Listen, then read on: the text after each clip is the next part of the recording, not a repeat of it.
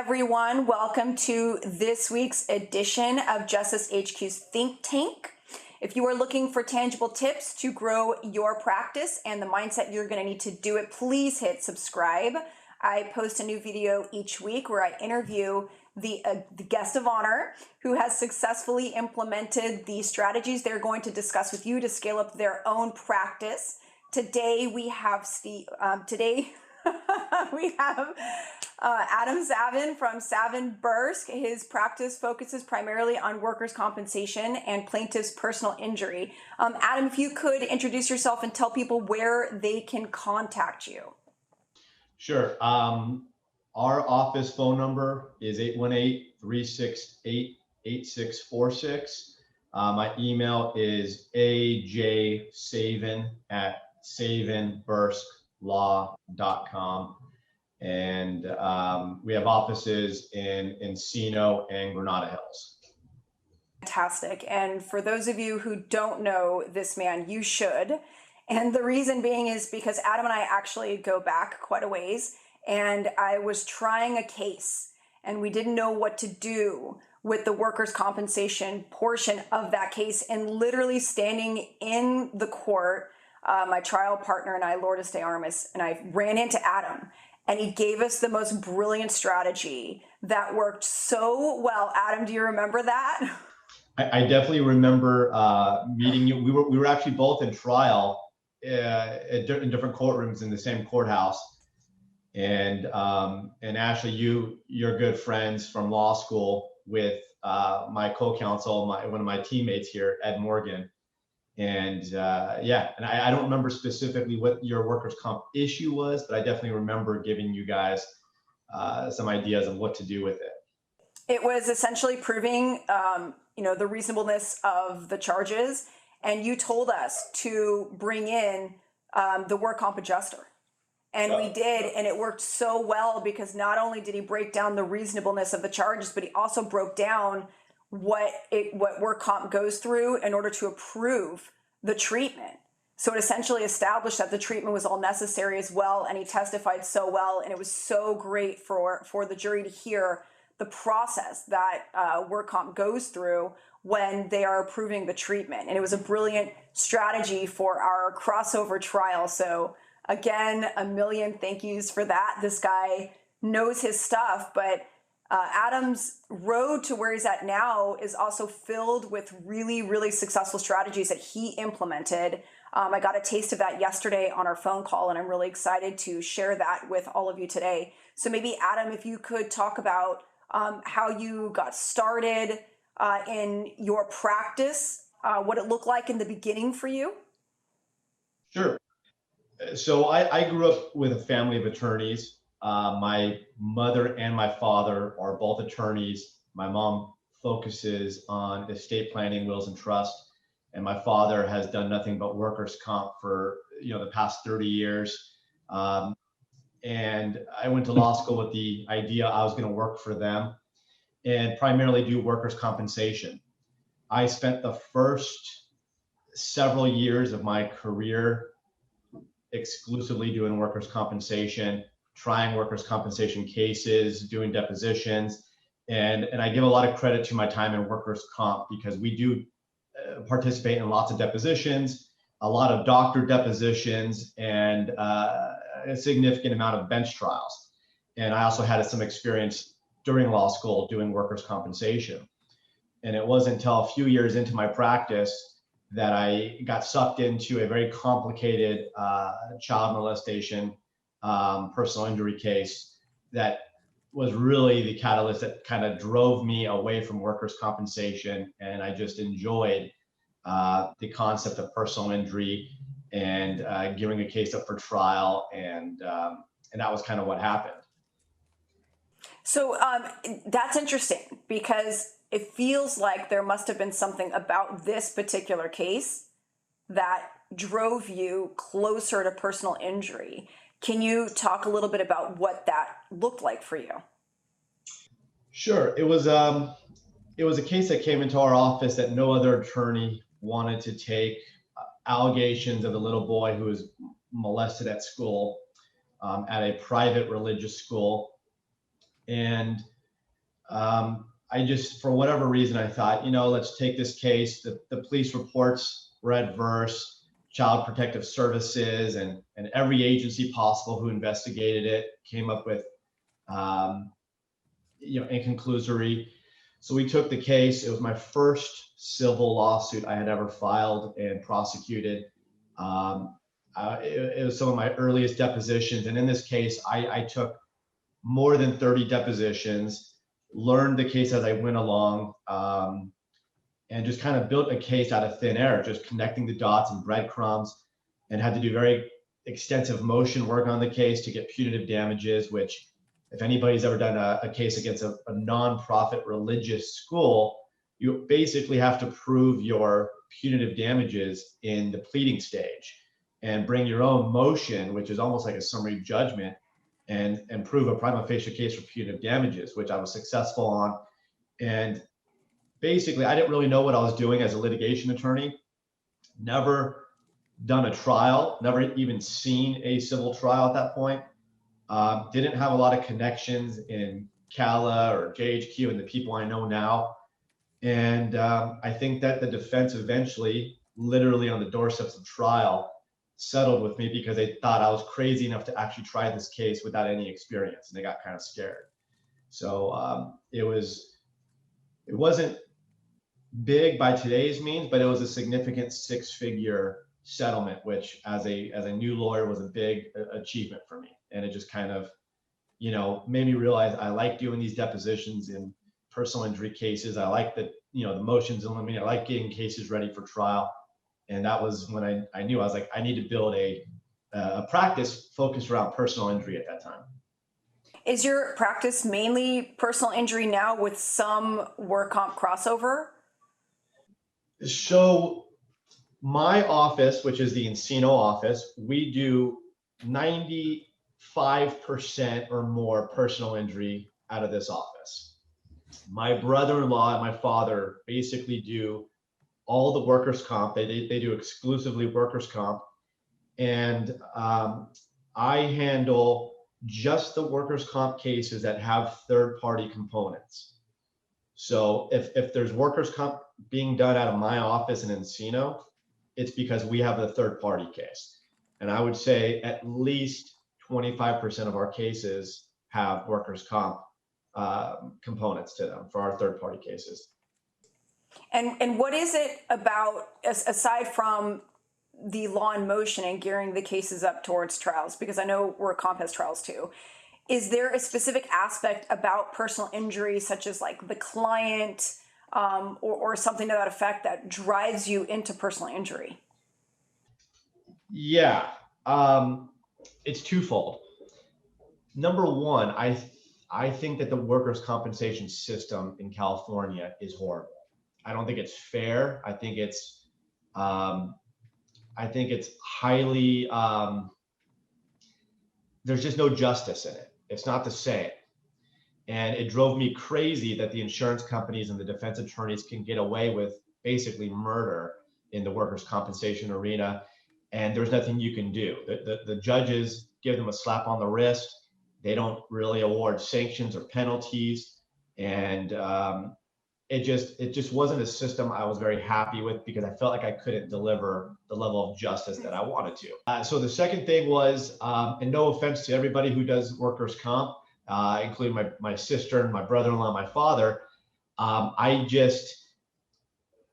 to me, I thought a real trial involved a jury, and the civil system and the depositions, and the workers' comp. It's a system that moves forward very easy, but you never have a jury, and you don't really get to give opening statements and closing arguments at trial, and you don't really take depositions of a lot of witnesses. It's just a more streamlined system, and I wanted something that was a little bit more like getting in the cage and fighting.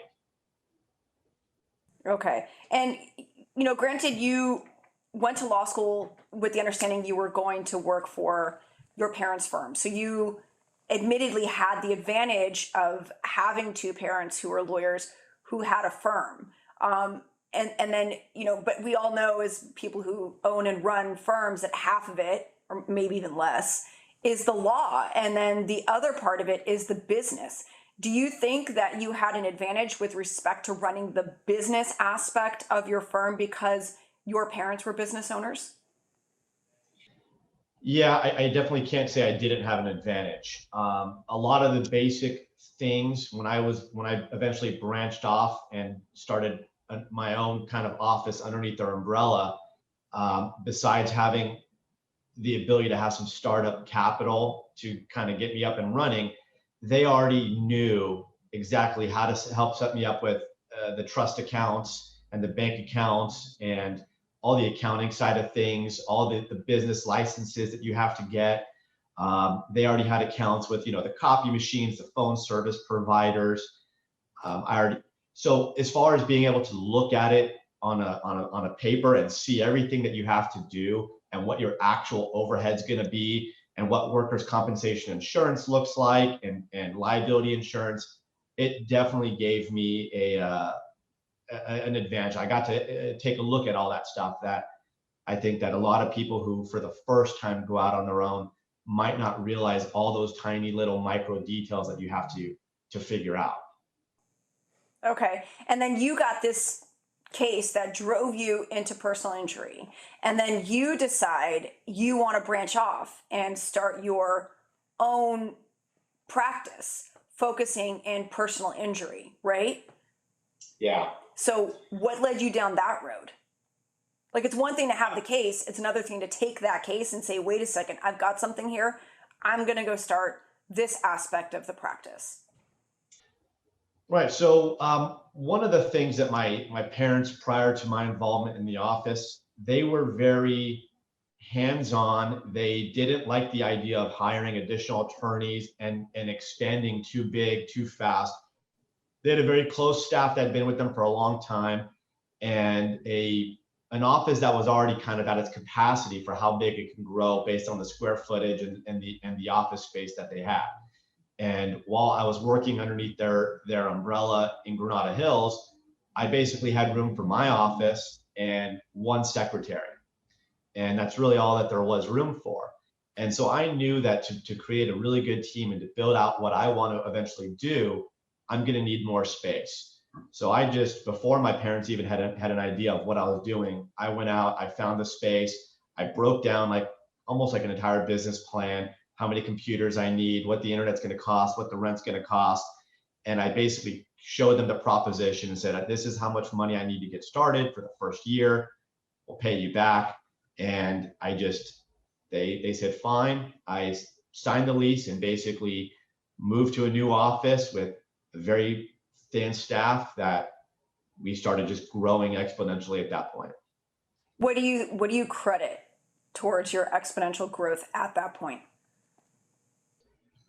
One of the things that I've tried to do, and I think that I think that the first step is you need to decide what type of law firm and what type of lawyer you want to be.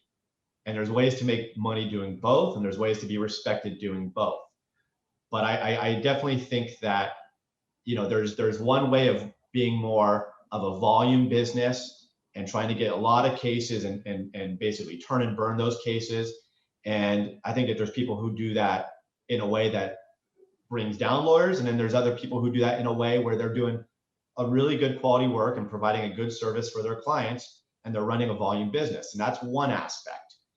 And a lot of those people don't, litigate cases, and they don't try cases. Then there's other lawyers who want to do less volume and litigate cases and take cases to trial, and perhaps put more time, more effort into those cases. And I think that I think it's hard to find a middle ground for that. I really do. That's my personal opinion. And I think you need to make a decision. Do you want to have 1,000 cases or more and do that? Or do you want to limit yourself to, 100 cases or less for your entire firm? And so what I decided to do early on was I set out a mission to become that lawyer eventually. And I'm not there yet, but I wanted to get to a point where maybe I only have 10 cases that settle per year, and just really get to the point where I work up and I get really involved with the cases, get really involved with the clients, with the evidence, and you just go all in some of these cases that are worth going all in on. So what I wanted to do when I started the office in Encino was really start hiring a quality team, quality people that I can surround myself with. And, I hired secretaries and paralegals who had experience, and I started building a team of attorneys until today that basically can help take these cases from start to finish, and just really limit what we do and really focusing on the quality of the case.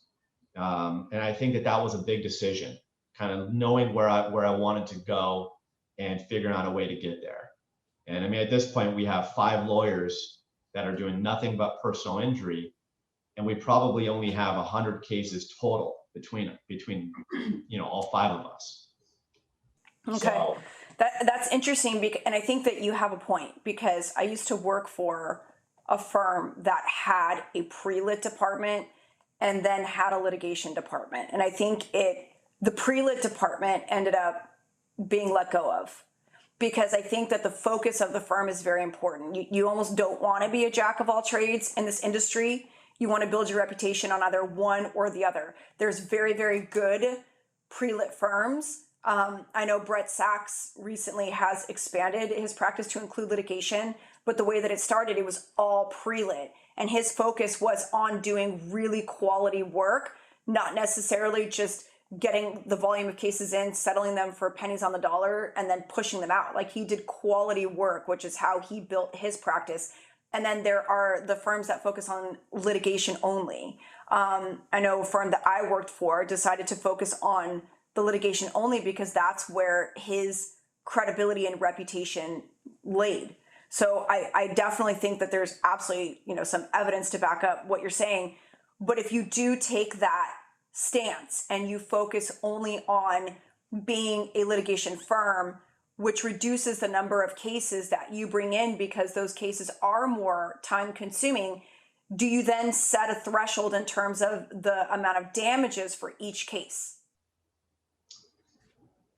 yeah, absolutely. And this isn't something that happens overnight, right?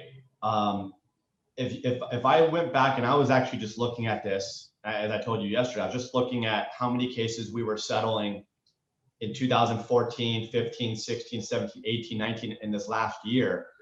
And, I definitely settled 5 times as many cases in 2015 as I did in 2019, for example. I mean, like, literally 5 times as many cases. How do you track that? I have a spreadsheet. Okay. Yet in 2019, we brought in 5 times as much money as in settlements compared to 2015. But it doesn't happen overnight. So as we've just been getting more cases in, and as we've been building up the cases that we have, we started basically rejecting cases based on certain thresholds. Now, there are cases that come in and we look at them as having a significant potential, and sometimes they just don't get there.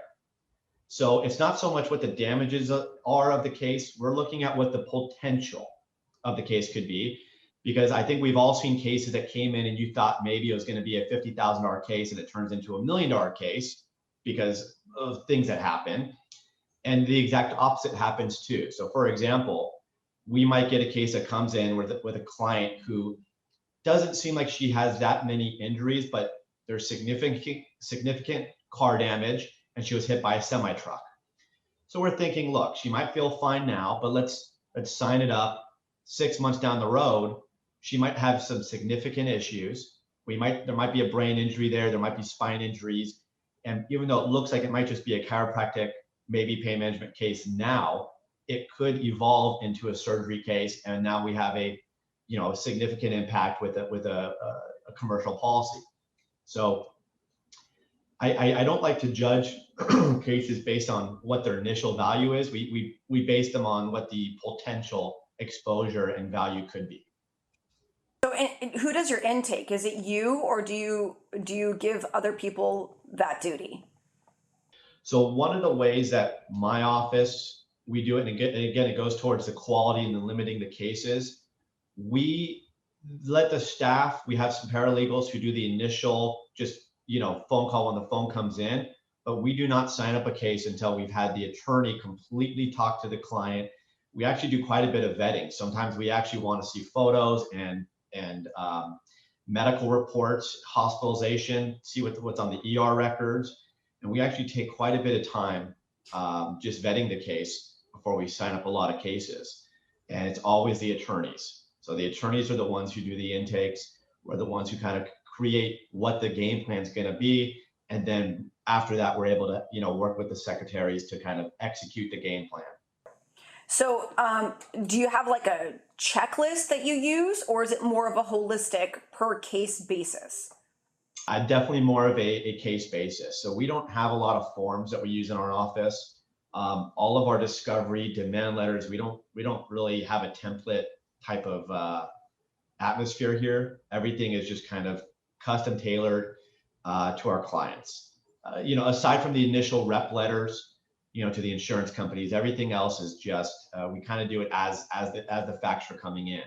But even the initial rep letters, we try to add facts, add things in there to kind of help push the insurance company reserves up as high as we can, right from the initial rep letter. Okay.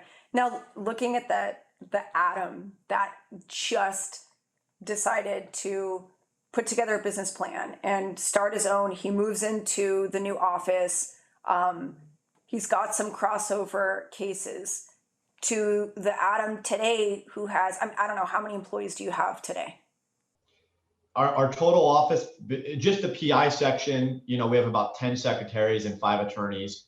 And then in our workers' comp and estate planning division in Granada Hills, they have like 5 attorneys and like 20 staff, something like that. Okay. So looking at the Adam that started versus the Adam that you are today with a full team, what is the difference? How do you think you grew personally? I think that there's a big difference. One of the things that I did, which I think attorneys need to do more to actually grow, is not worry so much about the money and what your own paycheck's going to be. And you need to stop worrying about that, because if you build it right, the money will come. And there's a couple things that that they need to basically do, and it basically boils down to you can't be greedy. So one of the things that I did early on was I basically brought in lawyers who knew a lot more than me, right? And you learn from them. So it's one thing to basically take templates from Cala and Listserv and try to copy the work that guys like Arash Hamapour or Gary Dordick do. But it's another thing to actually have a mentor who kind of works up the case with you and tells you when to use those things and the strategy.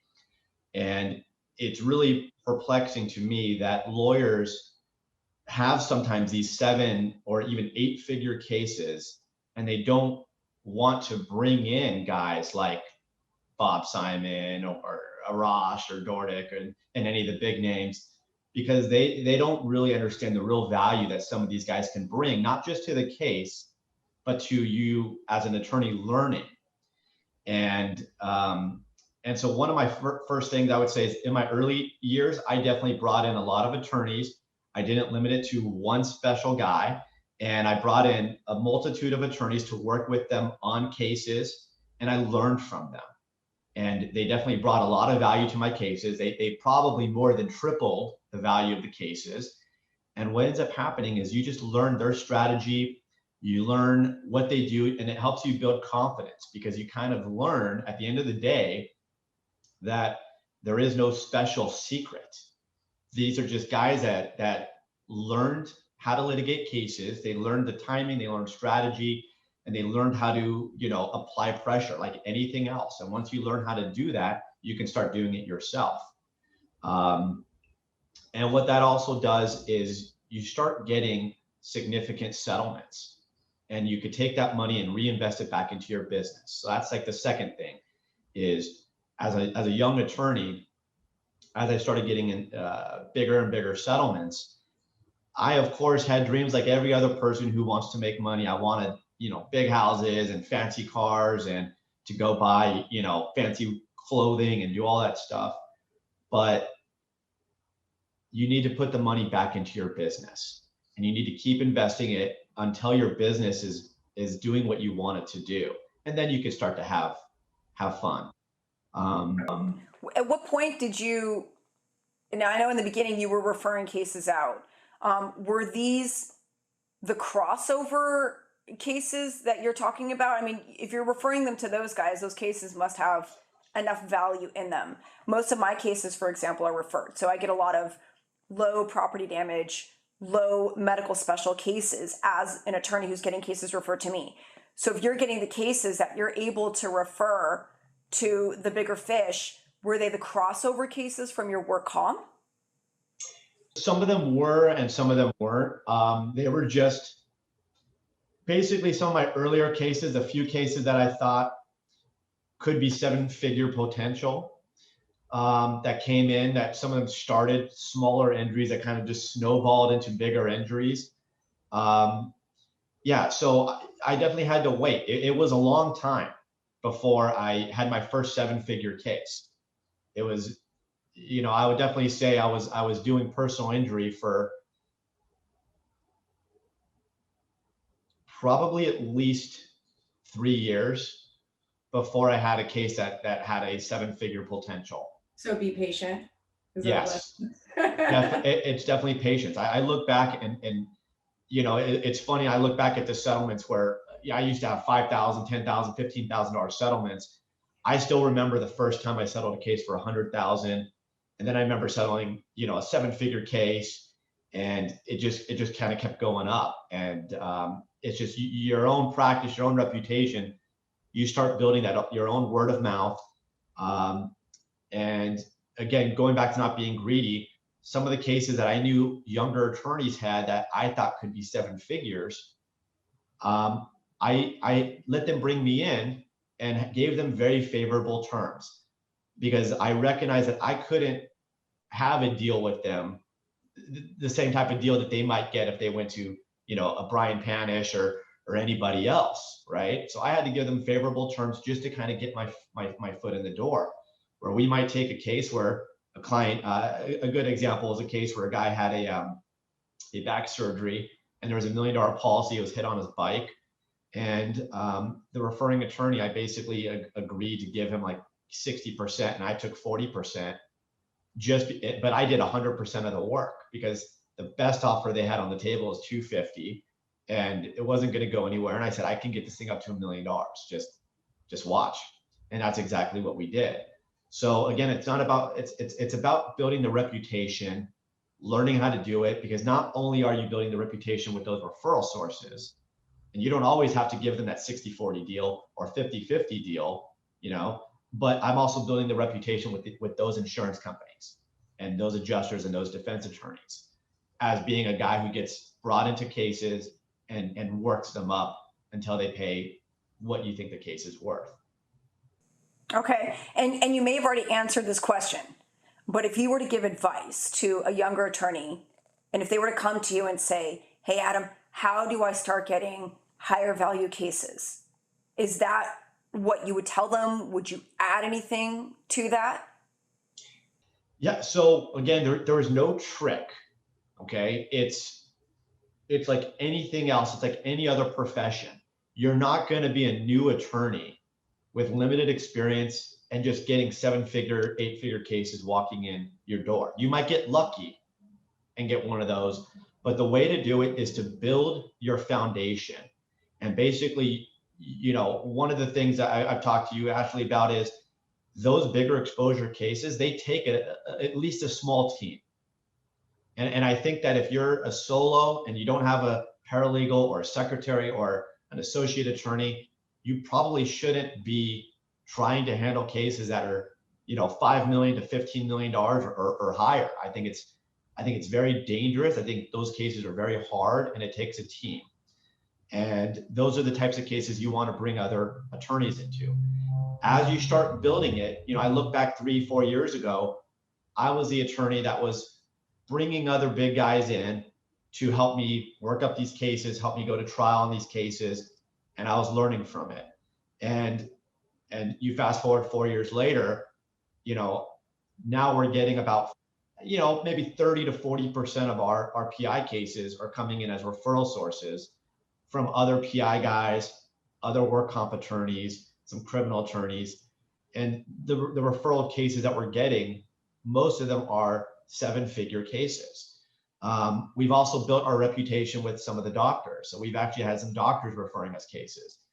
And it all goes back to just trying to really show them that we know what we're doing. So one of the tricks to getting those referral sources is when we have a referral source bring us a case, we do our best to kind of, even if they don't want to do any of the work, we keep them involved. And we send them everything that we're doing. So they're seeing every week letters, demands, discovery, like they see us basically pounding on the defense and all the strategies we're doing. And, you know, and we've had really good feedback on that, you know, from a lot of attorneys who say, you know, you guys are doing an incredible workup, and they see that. And we don't pretend that we have the trial, you know, capabilities and the reputation of a lot of the guys that I aspire to be like, but those guys also don't take every single case. So we're there to kind of pick up those cases that might take a little bit more work, that we think aren't 7 figures on their face, but they could be 7 figures if you basically do a ton of work on the file. Okay. Willing to take the trial. Okay. And I think that what you said is also really important, because you say in order to do proper workup on a file, you do need a team. So at some point you had to hire, aside, I think you started your firm with a secretary, right? And then you built onto that. How did you make the decision about when it was time to hire a staff, like a full staff? Yeah, again, it goes back to not being greedy. Every time you hire somebody, you have to stop looking at it like you're taking a pay cut, okay? And you have to also stop expecting that investment to return the investment within the first, you know, 6 months to a year. It takes time to basically get the flow of things. And I usually think that, at least in my experience, once you've hired people, after about the first year, it seems like it starts being a good business investment. But my personal income and my salary for like the first 3 to 4 years stayed pretty flatlined. And every time I just kept pushing and you know, hiring lawyers, hiring paralegals, hiring secretaries. And we ended up, you know, I actually owned the Encino office that we're in. So we actually bought out the office suite that we're in, which is, you know, 4,000 square foot office on Ventura Boulevard. So again, instead of going out and buying things for myself, I kept putting the money back into the business. Okay. I don't know if I answered your question. No, you did. When you were hiring, did you feel like you could afford it, or was it a risk for you? In the very beginning, it was definitely a risk. It always felt like a risk, especially hiring the attorneys, right? Because those, you can hire usually 3 or 4 good secretaries for what you might end up paying a good attorney to start. And then as the attorneys grow and you start paying them more, you know, one attorney can cost as much as 10 secretaries. So it is a scary proposition, and you just have to make sure you're out there doing what you have to do. You have to be out there trying to get those cases. It's not just the PI community. You know, we know people in all sorts of communities that don't know who all the big players are. I can't tell you how many lawyers we talk to in different fields, even like business litigation, real estate stuff, and you throw out some of the big names and they have no idea who you're talking about. So they're just looking for a good referral source, and they do get cases. And half the times they get phone calls and they say, oh, we don't do personal injury, check the yellow pages, call the state bar, which, you know, it happens because a lot of PI attorneys, including us, when we get a phone call for somebody in a field that we don't know who they are, we say the exact same thing, because we just don't have the time to kind of tell them, like, oh, you need a business transactions attorney. I'm not, I don't text everybody and reach out to find a referral source for a random phone call. So there's a lot of avenues to get cases. And again, we get a significant amount of referrals at this point, even, despite COVID. Did you capitalize on that? Because you had mentioned before getting cases from doctors. And I do know attorneys who will pound the pavement and they will hit up the urgent care centers. They will hit up the physical therapy locations. I will admit, I tried that once. It did not work for me. But I do know attorneys who do employ that strategy. So if you're out there and you're trying to get new cases, what are some suggestions that you would make? Sure. Okay, so when I was talking about the doctors, and I didn't mean it in the sense of, having cappers and going to hospitals, what we've done. I forgot you did not mean that. So what we kind of do is some of the doctors that we work with, that we get, that we work with, both chiropractor, pain management, or spine doctors, just other doctors, we show them, basically we show them the love, right? So it goes back to not being greedy. That's like the main thing, because when we get good settlements, you got to take care of these doctors and you can't screw them over. And even on a bad settlement case, we reduce our fees to make sure the doctors are taken care of. And I'm always the one on the phone with the doctors I work with, talking to them, explaining to them personally, bringing checks to them with a bottle of wine or a bottle of whatever, liquor, and saying, you did a good job on this case. Thank you for the settlement, and building those relationships. And the doctors recognize that. And you have to understand that these same doctors, they're working with hundreds of attorneys.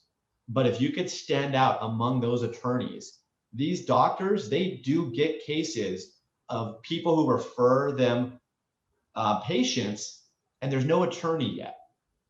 So we actually get doctors calling us and saying, hey, I remember you guys did a great job on this case. I have a client who has the same set of facts. She doesn't have an attorney. Do you guys want to reach out to them? And I don't have any sort of deal worked out with these doctors. There's nothing special, but just what I try to do is, if this doctor is treating my client and the doctor helped bring the client into my office, when the case settles, a lot of times I pay the doctor his whole bill, 100%. I don't even try to negotiate. That's my way of saying thank you. You did a good job, and you looked out for your client's interest. And that's if the settlement is obviously enough to afford to do that, right? Of course, the settlement has to be enough, but if it requires me to reduce my fees to make that happen, we always do that. And again, the strategy. Even on those bills that we know are insanely inflated, like surgery center bills that are $30,000 for an epidural injection. So surgery centers, I don't, those aren't the doctors, right? So I might negotiate with the surgery center, but then the doctor who did the epidurals, I'll take care of him. Okay. Okay. But again, it goes back to not being greedy. And one of the things, going back to the advice from the younger attorneys, I know that when you're fighting these $15,000, $20,000, $25,000 cases, it gets tricky, because it's harder to get a $15,000 policy nowadays than it was even 5 years ago, I think. Right. And it is. And a lot of times you get these bills. It takes $7,000, $8,000 in bills to get a $15,000 policy. There's not a lot of room there. And so attorneys get really aggressive negotiating these bills with their doctors, to the point where these doctors, they remember, right? And eventually you want to be able to ask these doctors to do a better report and have that rapport with them. And you can't burn those bridges. You truly can't. Okay. And then you mentioned, obviously, building a community amongst other communities, because those lawyers need to have, a good PI guy to refer those cases to you. How do you go about capitalizing on that? So what we try to do is, you don't need a ton of relationships. You need look at them as like best friends, right? It's hard to have 100 best friends, but you can have 5 or 6 best friends. And so you got to find a couple of these referral sources and really go above and beyond for them, and make them feel special, do things for them, take them out to dinner, and really build on that relationship. So that way, if they get 10 cases, they're not sending 2 to you, 2 to some other guy, 3 to this person. They're going to send you all 10 cases. And just work on those relationships. So you don't need to be out there knocking on a bunch of attorneys' doors. You just have to be, find a couple guys who get these cases, and they get cases all the time. Criminal defense attorneys, they get calls for PI cases all the time. A bunch of other fields do too. So you just got to find who those people are and become their source.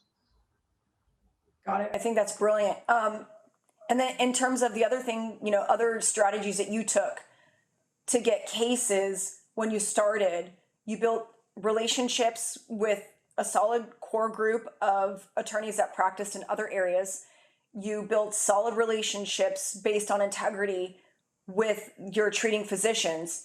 What other strategies did you have the crossover from the work comp? Was there anything else that you did to secure a solid caseload such that you could afford to reinvest in your firm? Yeah, so a lot of our cases are that come in more organically are referrals from our existing clients. So when you have a happy client, they tell people about you. And remember, before people pick up the phone to call lawyers, they're always talking to their family and their friends. And so a lot of our cases come in, and we look at the intake form, and they basically say this client. And it's always surprising. And some of our best cases have come in from ex-clients who we haven't seen in sometimes 10 years. So one of the things is, again, not being greedy, is make sure you take care of your clients.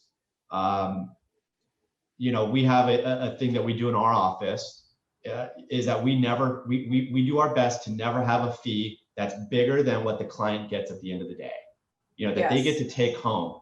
And that's like a big thing. Yeah. That's a big thing that we do. And I know that there's some of these firms out here who will take a 50% fee, and with the medical bills on a $100,000 settlement, the clients walk away with, $10,000. Right. That would never happen in our office, because what happens is, if we show the client that we reduced our fees, and we don't tell them this up front, we do it when they come in to sign the distribution, and we show them what we did, you get a very grateful client who recognizes you as an attorney who cares about your craft, who cares about their clients, and they tell people about that. And it's the same thing when you go to any restaurant and you have a good connection with the waitress, and they throw in a free a drink or a free piece of cake, or they give you a 10% discount. It makes you feel really good. It's not so much about the money, it's about the act. So we do our very best to keep our clients happy. We've had cases that have gone downhill, where we had to settle and do a lot of work, and we've taken no fees on it just because I wanted to make sure the client got money. Got it. Okay. There are 2 more things I want to approach with you, because there were 2 things that struck me during our conversation yesterday that I thought was really valuable. Number 1, we talked about hiring and what you do to ensure that you have a staff that you can trust, because you had mentioned something that I keep hearing over and over again from other successful attorneys, which is know what you're good at, delegate the rest, right? So when you had mentioned get a good staff and hang on to that staff by not being greedy, by showing the love. So how do you hire a great staff that you trust, and what do you do to keep them? So keeping them is kind of the simpler thing. You got to take care of your staff. You got to take care of the lawyers. You got to, otherwise, you end up training these really great attorneys who end up going out and trying to get a job somewhere else, or going out on their own. If you give them incentive to stay and be a part of your team, it changes everything. because then they can continue doing what they actually care about doing, which is being a lawyer, and not have to worry about the overhead and running a practice, which is what a lot of lawyers want to do. And I give them the freedom to do kind of what they want to do. I let the attorneys that I have in my office, they're part of my team. They have the ability, on paper, to earn more money than anybody else in the office, including myself. If they put the work in and they get the cases, it's definitely possible. I don't have any restraints on them as far as what their hours are. If they want to work from home, if they want to, be here 12 hours, a day, take vacations, I give them a lot of the flexibility and the freedom that they would have if they ran their own office. Okay. Same thing works with the rest of my staff, with the paralegals and the secretaries. When we get big settlements and big results, you have to spread the love. Anytime my staff wants to take vacations and do things, we're very laid back and relaxed with allowing them to do that. Going to, how to figure out what you're good at. That's kind of the trick, right? As a lawyer and trying to run your own practice and run a business, you need to learn to let go of the reins a little bit. You need to learn to let other people control various parts of your business. This is something my parents never were able to do. That's why they never hired other attorneys. And you have to basically trust. You have to kind of stop being a helicopter mom over your cases and trust that you've hired quality people who know what to do. Yes. And these lawyers that are in my office, they're all amazing. And I went above and beyond to hire people who I thought were really good fits for what we were looking for, with the same type of motivation. How did you do it? Where did you advertise, like on Indeed? Like, how did you do it? This is an issue I'm facing right now, so I am very curious to know how you go about it. Is it word of mouth, social media? No, it's just lawyers that we've met. Like I met Ed Morgan. I met him when I was in actually Brian Panish's Staples Center suite, and at the time he was working defense, and we just kind of hit it off. And I'm like, this is a guy I think is going to be really good. And then when I was with Ed, we were at I think we were at the TBI conference in San Diego, and I was introduced to Brian Kim, who was at CZR. He was John Carpenter's right-hand man. And, that guy was just, at the same time, we connected as people, as friends.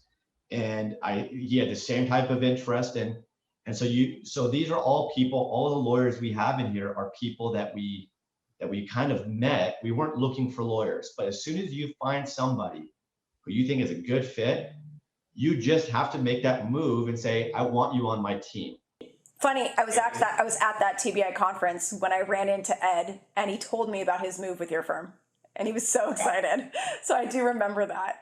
But in terms of like legal staff, how do you go about that? Legal staff is a little trickier, and there's always going to be some hit or miss. Some of our staff we've contacted various paralegal programs, and they have recruiting people who basically send us resumes. Thank you for that tip, by the way. I did that last night, and I got a phone call back this morning from a local paralegal program. So thank you for that. And what I like about that is these are people who've actually gone above and beyond, and that they're in it for a career, right? Yes. If you've gone to paralegal school, you're also motivated to learn new things and to learn before you've actually been taught it from the lawyer. So there's a certain personality that goes with it that I like. And again, I've been trying to snag a legal secretary from a prominent defense firm, because you see when you work on these cases, some of these people, how they interact, how good they are, how on top of their job they are, how they respond in emails. And, just because they work for a defense firm, try to take them, try to, when the case is done, say, hey, you did a really good job on that. Would you consider alternative employment, and I'll do better than whatever you're getting paid. If you know that they're really good, they're worth the price.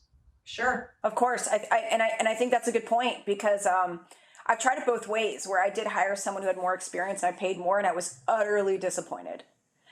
And I found that, you get what you pay for in terms of quality. I don't want somebody who's jumped around between 8 firms. If I see that on your resume, I'm already concerned.